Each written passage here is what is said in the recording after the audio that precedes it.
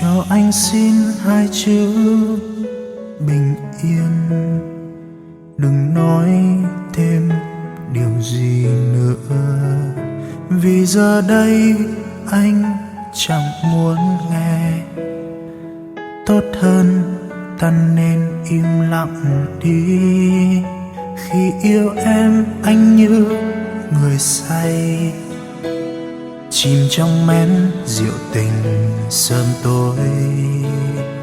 Rồi khi anh nhìn thấy em ôm hôn một ai, trái tim câm lặng không nói nên lời.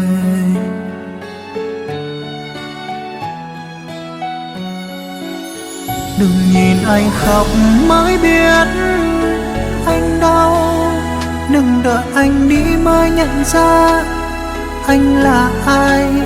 Đừng vì ai đó khiến em đổi thay. Em yêu ai,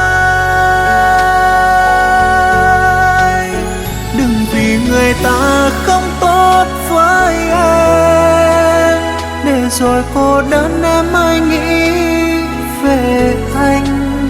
Đừng vì cảm giác phút chốc rồi đánh mất đi hạnh phúc suốt đời.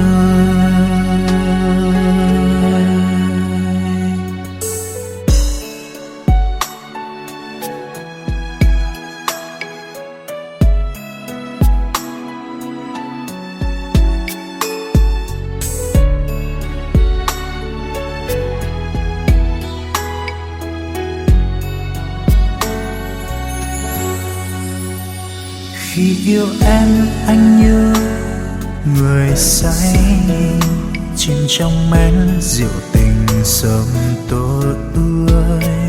Rồi khi anh nhìn thấy em ôm hôn một ai, trái tim câm lặng không nói nên lời.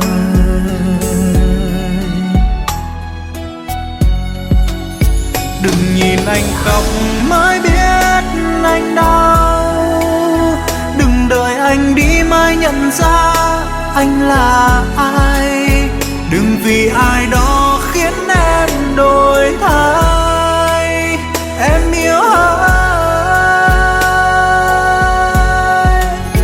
đừng vì người ta không tốt với em, để rồi cô đơn em mới nghĩ về anh.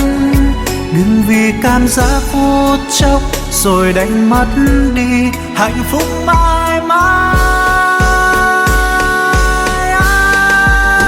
Đừng nhìn anh khóc mới biết anh đau, đừng đợi anh đi mới nhận ra mình đã sai.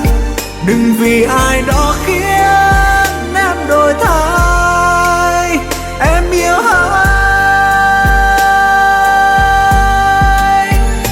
vì người ta không tốt với em, để rồi cô đơn em mới nghĩ về anh. Đừng vì cảm giác phút chốc rồi đánh mất đi hạnh phúc suốt đời. Đừng vì cảm giác phút chốc rồi đánh mất đi